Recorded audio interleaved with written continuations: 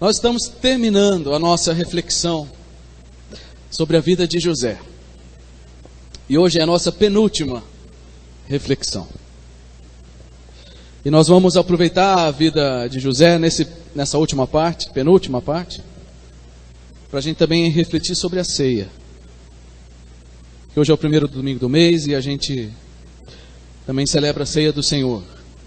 Mas semana passada nós começamos a falar sobre esse tema que eu vou concluir hoje. O caminho da reconciliação. Um longo caminho necessário na nossa vida. Depois de 20 anos separados, Deus colocou frente a frente José e os seus irmãos. Aqueles irmãos muito legais que tinham vendido como escravo. Mas Deus, na sua soberania, os colocou de novo. E quando Ele juntou, Ele estava propondo para eles um caminho de reconciliação. E assim como Deus incluiu na vida de José e dos seus irmãos esse caminho, Ele também, muitas vezes, inclui na nossa vida um caminho de reconciliação. Porque não é o plano de Deus que no meio dos seus filhos haja relacionamentos rompidos. Nem entre nós, nem nossa com pessoas de fora da igreja. Não é esse o plano de Deus. Acontece, mas não é o plano de Deus. Então essa lição da vida de José é para nós também. E eu espero, sinceramente, que Deus esteja trazendo à sua mente e o seu coração coisas que precisam ser reconciliadas. E como é um caminho, a gente vai passar por algumas estações. Semana passada nós passamos pela primeira estação, que é a estação do quebrantamento. Hoje nós vamos passar pelas últimas duas, a estação do arrependimento e a estação do perdão. E sem essas três estações, esse caminho de reconciliação não se completa.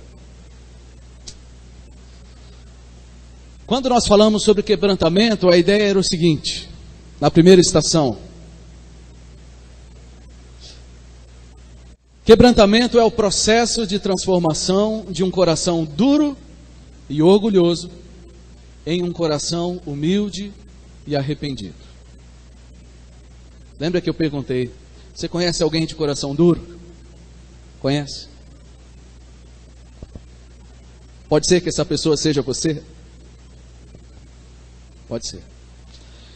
Então, qualquer reconciliação, ela começa passando pela estação do quebrantamento. Enquanto Deus não quebrar o coração de alguém, pode ser do outro, pode ser o nosso, não há reconciliação. E é exatamente isso que estava acontecendo na história de José. Um processo intenso, emocionalmente, com muita aflição, muitas lágrimas, naquele jogo que José fez com seus irmãos, até levá-los ao quebrantamento e eles perceberem a culpa e o erro deles. E aí nós chegamos na segunda estação, que é a estação do arrependimento. E arrependimento verdadeiro leva a uma mudança de conduta. O arrependimento verdadeiro leva ou gera uma mudança de conduta. E aqui a gente volta para a cena que nós paramos semana passada. A gente deu um pause e agora nós vamos continuar. E vocês lembram que era uma cena muito dramática, porque a história de José é dramática mesmo.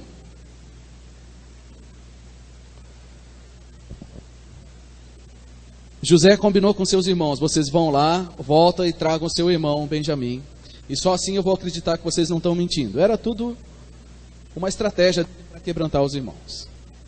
E aí os irmãos trouxeram Benjamim, o último filho, o filho mais novo, e não poderia acontecer nada com ele, senão a tragédia seria total. Mas aí José, na sua esperteza, armou lá uma situação, sem maldade, usando de sabedoria, para expor o coração dos irmãos. E aconteceu que Benjamim tinha sido acusado de roubar o copo de José. Lembram da história, né? E agora, eis o drama dos irmãos. Eles voltam para o palácio, e agora eles estão diante do governador, que é José, só que eles não sabem. E agora eles têm a seguinte decisão: vamos deixar Benjamim aqui no Egito para ser escravo, e vamos embora, voltar para casa, ou o que a gente vai fazer? E é a mesma situação que aconteceu 20 anos atrás. Vamos abandonar um irmão e mentir para o nosso pai? Ou vamos fazer a coisa certa? E aí, só que foi aquele drama, né? Eles estavam desesperados, apavorados, diz o texto. Então Judá respondeu, falou com José, sem saber que era o José: meu senhor, o que podemos dizer? Que explicação podemos dar? Como podemos provar a nossa inocência? Deus está nos castigando por causa de nossa maldade. Todos nós voltamos para ser seus escravos. Todos nós. E não apenas nosso irmão, com quem foi encontrado o copo de prata. Por isso agora eu te peço, por favor, deixa o teu servo ficar como escravo do meu senhor no lugar do jovem, e permite que ele volte com seus irmãos. Como poderei eu voltar ao meu pai sem levar o jovem comigo? Não, não posso ver o mal que sobreviria ao meu pai. Bem diferente. Quem falou isso foi Judá, lembra? E Judá foi quem articulou todo o plano para vender José. E para ganhar o dinheiro e para enganar o pai. 20 anos depois que Deus começou a quebrar o coração deles, na estação do quebrantamento, aquele coração duro, agora estava bem diferente. Mas ele teve que carregar isso por 20 anos. Aqui, ele disse: Deus está nos castigando por causa da nossa maldade. Qual maldade? A de ter vendido José. Mas agora Judá, aquele homem cruel, mentiroso, estava agindo de forma diferente. E é isso que é o arrependimento. O arrependimento, ele é comprovado pela mudança de conduta. E aí a gente percebe de fato que os irmãos estavam arrependidos. Porque na cabeça deles, acompanha comigo, na cabeça deles, eles não sabiam que o governador era José. Mas eles estavam confessando aquilo para um homem que eles não tinham nada a ver. Sinal que aquela confissão era sincera. E que eles falaram: a gente errou, Deus nos castigando, Deus está nos castigando, a gente merece. Mas eu não posso cometer o mesmo erro que eu cometi 20 anos atrás. Eu não posso abandonar mais um irmão de novo. Eu não posso mentir para o meu pai de novo. Eu aprendi a lição. Doeu 20 anos escondendo uma mentira. Mas eu aprendi a lição, eu não quero fazer isso de novo. Isso é arrependimento verdadeiro. O que era um mentiroso, agora está dizendo a verdade. Quem tinha um coração duro e impiedoso, agora está preocupado com o irmão, está preocupado com o pai. E é tão bonito que ele diz aqui, ó. Todos nós voltamos para ser seus escravos. Todos nós, e não apenas um. Um senso de unidade bem maior. E ele diz assim: deixa eu ficar no lugar dele. Olha que diferença. Que diferença. A estação do quebrantamento funcionou. Deus quebrou o coração deles, porque o texto diz que eles estavam prostrados com a cara no chão. E agora eles estão arrependidos. E esse é o arrependimento verdadeiro, comprovado pela mudança de atitude. O arrependimento é uma mudança de mentalidade que leva a uma mudança de conduta. Aqui eu acrescentei uma coisa a mais, porque é uma questão de percepção. O arrependimento verdadeiro, ele tem a ver com o entendimento. Ele não tem só a ver com sentimento. Ele envolve muito sentimento. Mas ele é principalmente uma decisão e uma compreensão sobre a sua própria situação. Imagina o seguinte, Você pega um caminho, numa estrada, está de carro. E aí você percebe que as placas não estão indicando aquilo que você estava esperando. Mas como bom homem dirigindo, a gente não reconhece que está no caminho errado, primeiro. A gente insiste um pouco mais. Daqui a pouco as placas não estão mesmo mostrando o caminho que deveria ser. Aí você finalmente percebe, peguei o caminho errado. Todo mundo já fez isso. Peguei o caminho errado. Você tem duas opções. Você pode continuar no caminho errado até o fim. Ou você pode procurar a primeira placa de retorno e falar, como é que eu saio desse caminho aqui? Eu estou no caminho errado, desse jeito eu não vou chegar onde eu quero. Eu preciso voltar. Ia adiantar alguma coisa você saber que está no caminho errado e continuar nele até o fim? Não ia adiantar nada.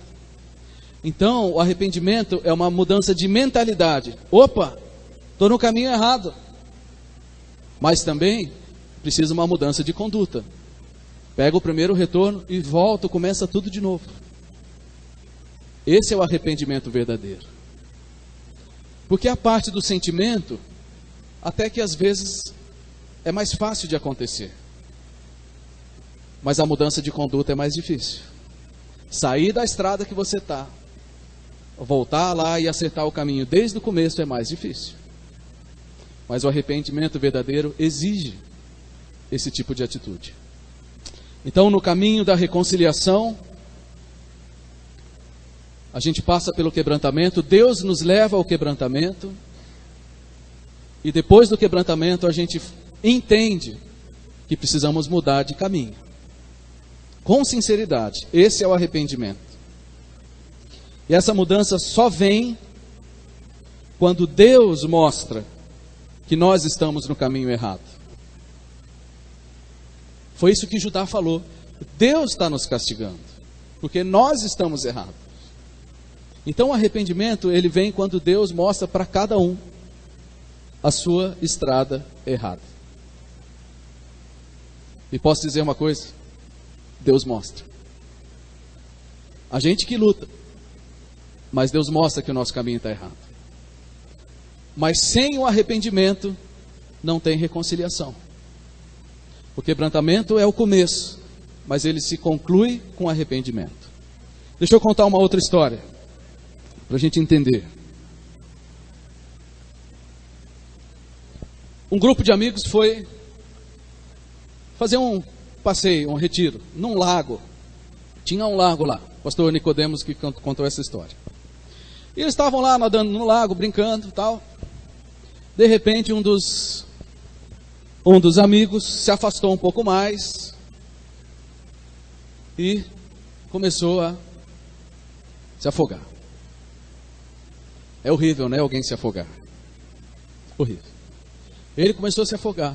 E todo mundo desesperado na beira, só que ninguém sabia exatamente o que fazer para salvar aquele rapaz. E ele lutando lá, socorro, alguém me ajuda, estava longe. E um dos amigos que estava ali olhando tudo, era campeão de natação. Mas ele não estava fazendo nada, ele estava só olhando. E o cara lá, socorro, socorro, alguém me ajuda. E aquele desespero do pessoal olhando. De repente o cara cansou, afundou. A hora que o cara afundou, aí o rapaz que era campeão de natação, pulou, foi atrás dele, pegou e trouxe para a beirada. Ficou tudo bem no final da história. O que isso tem a ver com arrependimento? O que tem a ver com arrependimento é que somente quando nós paramos de lutar com as nossas forças, é que nós podemos ser salvos.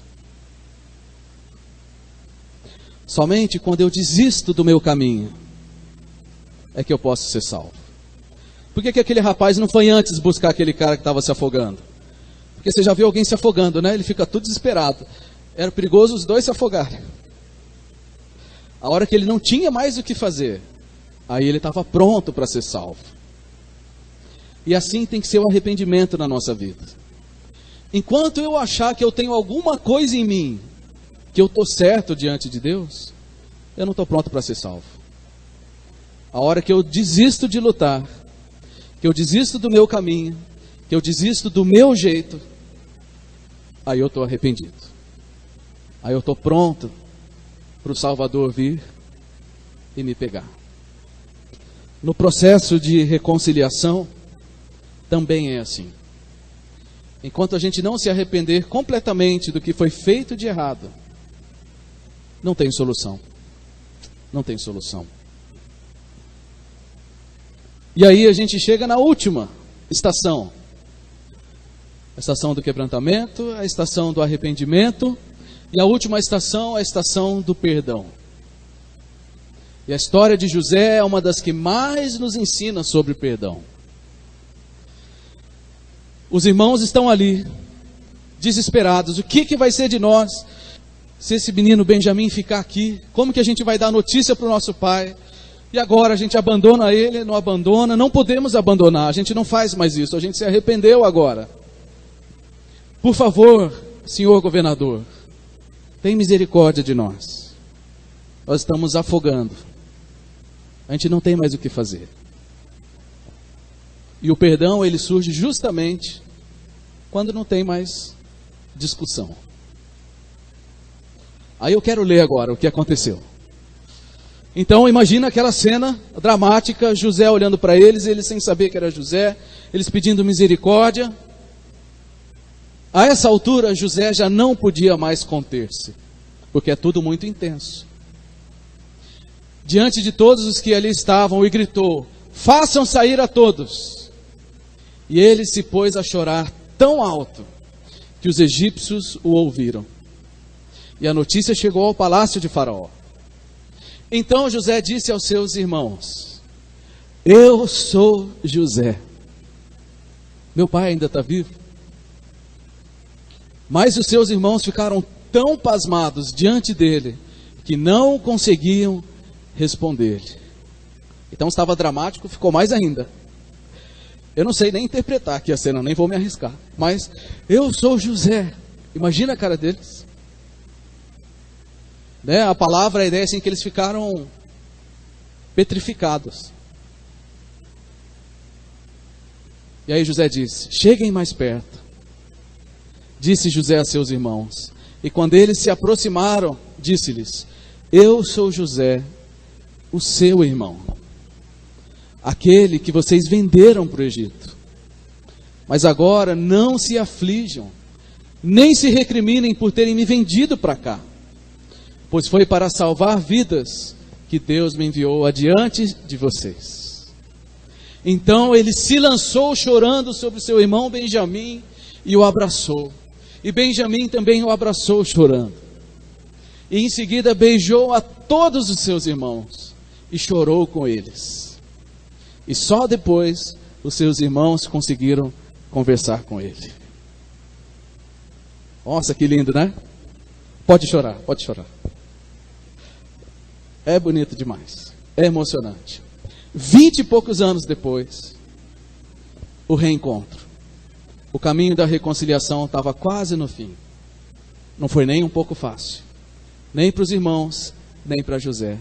Mas chega uma hora que José diz: eu sou o irmão de vocês. Não se aflijam. Abraçou e chorou. Ufa, demorou, né? Demorou. Mas o perdão é assim. Ele é intenso. Porque José chorou tão alto que o pessoal ouviu do lado de fora. E nós temos sentimentos, gente. Não adianta a gente negar os nossos sentimentos.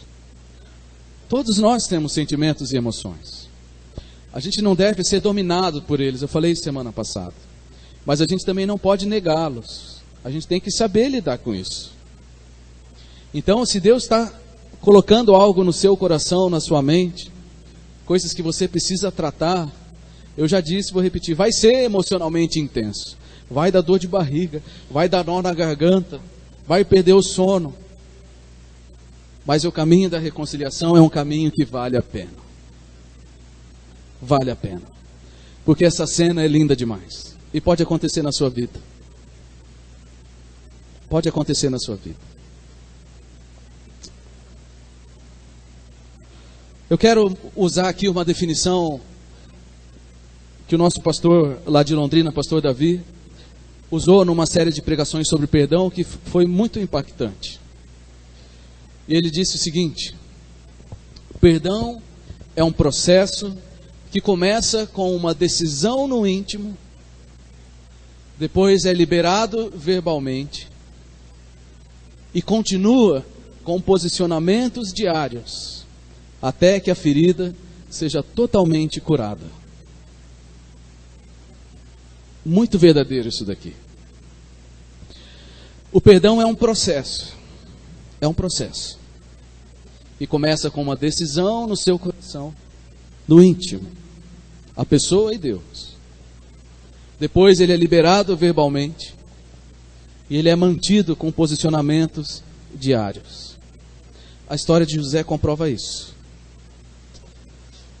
Olha como José praticou o perdão. Primeiro, ele resolveu a questão no coração dele. Porque em nenhum momento ele se vingou como ele poderia dos irmãos. Daqui a pouco a gente vai ver isso. E quando ele teve os filhos, alguns anos antes, ele falou que estava tudo bem, porque Deus já tinha feito ele esquecer daquela aflição. O coração dele estava resolvido. Ele resolveu primeiro a questão no coração dele. Ele nem sabia se um dia ele ia encontrar os irmãos de novo. Então o que isso ensina para nós é que o perdão não depende do outro. É uma decisão individual. A reconciliação não. A reconciliação depende de duas partes. Mas a decisão de perdoar alguém é uma decisão unilateral. Pode ser que uma das partes não queira se reconciliar de forma nenhuma em qualquer situação. É possível. É possível. E quando isso acontece, de fato não tem reconciliação. Os irmãos poderiam ter não se quebrantado. Mas Deus trabalhou de forma que eles se quebrantaram. Mas pode ser que nas nossas experiências, pessoas não queiram se quebrantar, não queiram se arrepender, e por isso tem situações que não vai haver reconciliação. Mas se isso acontecer, que não seja por causa do meu coração.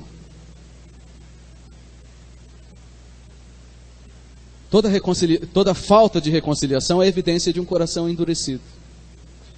E se isso for verdade, se os relacionamentos continuarem rompidos, que não seja por minha culpa. Que no meu coração haja o perdão, independente do que o outro vai fazer. Estão entendendo? Se José não tivesse resolvido a questão, quando ele encontrou os seus irmãos, ele não ia nem perder tempo, ele já ia acabar com eles. Essa seria a reação natural de um coração vingativo. Você precisa no seu coração sondar o que está lá. E o perdão depende de você. A reconciliação talvez dependa de outras coisas. Mas o perdão depende de uma decisão pessoal. Esteja pronto e aberto para receber as pessoas de volta. Lembra, começa com uma decisão no íntimo, mas ele é liberado verbalmente. E José afirmou diante dos irmãos que estava tudo bem. Ele falou: eu sou José, como que está o nosso pai? E ele falou: gente, chega mais. Não se preocupem, não se aflijam, nem fiquem furiosos uns com os outros. Foi isso que a gente leu. Está tudo bem, gente, está tudo bem. Ele afirmou isso diante dos irmãos, mas o que ele disse? Vocês me venderam para o Egito, mas Deus transformou isso em uma coisa boa. Então, perdão não é esquecer. Durante muito tempo isso foi falado. Perdão é esquecer. Não é. Tem coisas que nós vamos lembrar até o último dia de vida. Tem coisas que aconteceram na sua vida que você jamais vai se esquecer. Então o perdão não é esquecer. A gente vai lembrar. Mas existe uma diferença entre lembrar de um fato e cobrar uma dívida. O perdão, ele é a decisão de não exigir o pagamento de uma dívida que alguém tem com você. Não é que você esquece e faz de conta que não existe, mas você decide não cobrar mais aquela dívida. Isso tem a ver com perdão. E você declara isso: eu perdoo. Porque se não vier do coração e não sair pela boca, é mais difícil. Tem que começar no coração, depende de nós. E precisa ser confirmado isso com as nossas palavras, mostrando as nossas intenções. E também a definição dizia que isso é mantido com posicionamentos diários, né? E José fez isso. E ele manteve essa posição até o final da vida. Até o final da vida. Porque ele assumiu um compromisso com Deus e com aqueles irmãos. Eu quero ler aqui, não está na tela, mas já no capítulo 50 de Gênesis, depois que Jacó, que era o pai, morreu, muitos anos depois, os irmãos ficaram preocupados de novo. Ele falou assim, eles pensaram, poxa, agora depois que o nosso pai morreu, José agora vai se vingar de nós.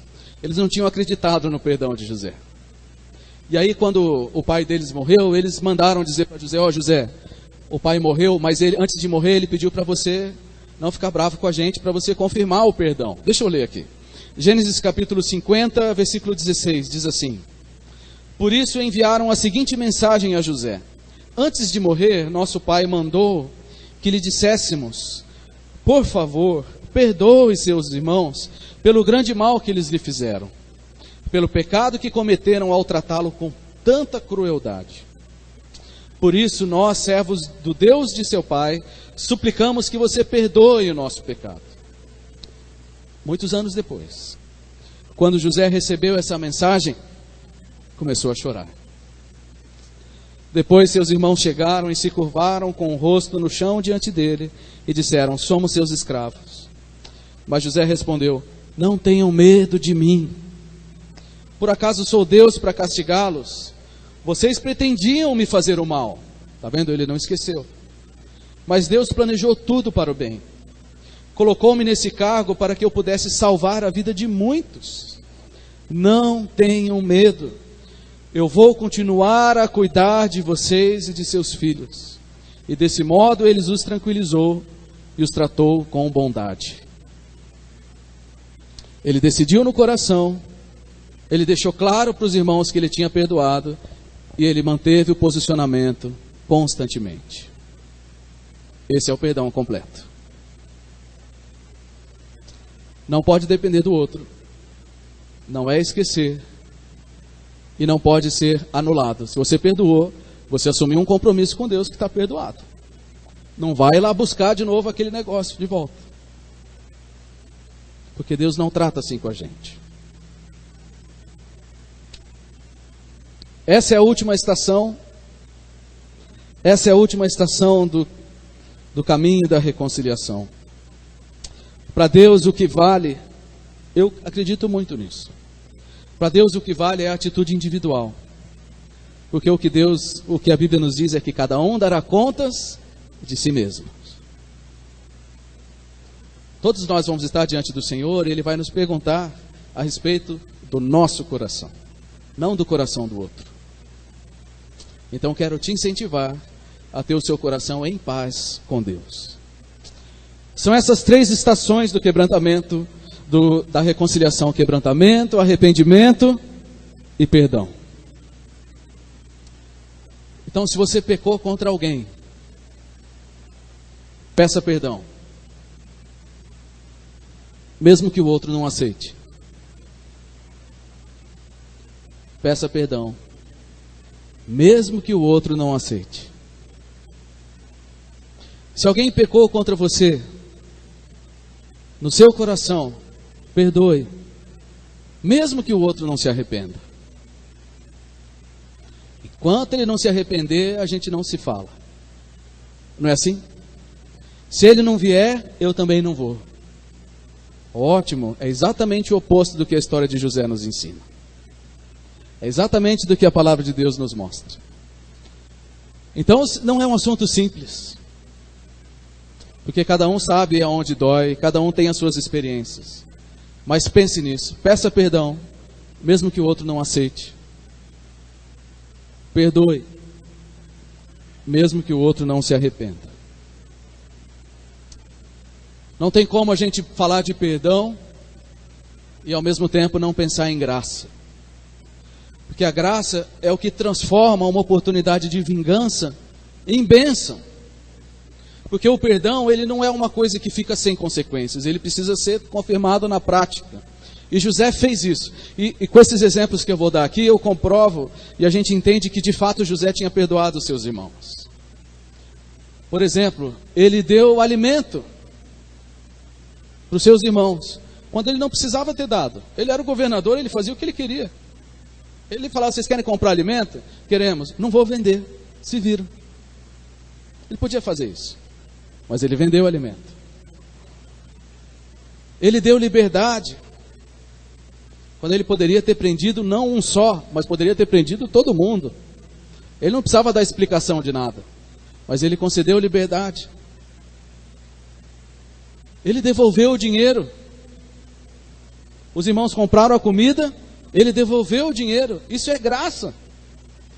Ele estava com o coração sossegado, José. Ele estava sofrendo pela intensidade, mas ele estava bem resolvido. Ele devolveu o dinheiro quando ele poderia ter cobrado a mais. Ele falou: quer saber, eu vou levar vantagem em cima desse pessoal aí. Agora chegou a minha vez. Agora eles vão ver quem que é esperto. Afinal, o mundo é dos espertos. Não. E tão bonito, porque ele ofereceu um banquete, lembra? Ele ofereceu um banquete para os seus irmãos, quando ele não precisava ter feito nada. Ele poderia, aliás, ter humilhado e desprezado aqueles irmãos, mas ele ofereceu um banquete. Isso se chama graça. O perdão é aqui dentro, e a graça é o transbordar do perdão. E por último, o que eu acho tão bonito, ele abraçou e beijou cada um dos seus irmãos. E a palavra aqui do texto original, ela diz assim: chega aqui bem para perto, ó. Vem aqui, ó, olho no olho. Abraçou e chorou com eles. E beijou cada um, até o Judá. Beijou cada um dos seus irmãos. Perdão e graça.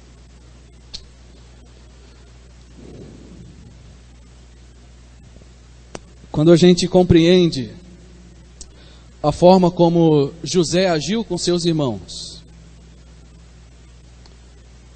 imediatamente a gente é levado a pensar na forma como Deus age com a gente, através de Jesus. E eu estou segurando desde o começo da história. Mas José, ele representa muito o que Jesus fez. Tem muitos paralelos entre a história de José e a história de Jesus. Só que Jesus é num âmbito muito maior, porque ele perdoa a humanidade toda. Eu queria mostrar algumas coisas aqui, pensando em como José perdoa seus irmãos e como Jesus nos perdoa. José foi traído, rejeitado. Jesus foi traído, foi rejeitado, foi humilhado, foi chicoteado, foi cuspido, foi zombado. José venceu a tentação. Foi tentado, mas ele venceu a tentação. Jesus foi tentado pelo próprio Satanás, mas ele venceu a tentação. José foi condenado injustamente, ficou na cadeia tantos anos. E Jesus foi acusado, o texto diz, falsa testemunha. O próprio governador Pôncio Pilatos diz: eu não vejo nenhuma culpa nele. Mas ele foi condenado à morte. José não foi condenado à morte, Jesus foi.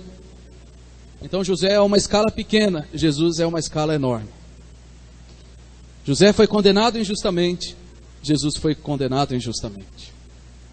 José foi enviado por Deus tantos anos antes para trazer salvação.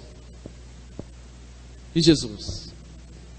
Porque Deus amou o mundo de tal maneira que enviou o seu Filho, para que todo aquele que nele crê não pereça, mas tenha a vida eterna.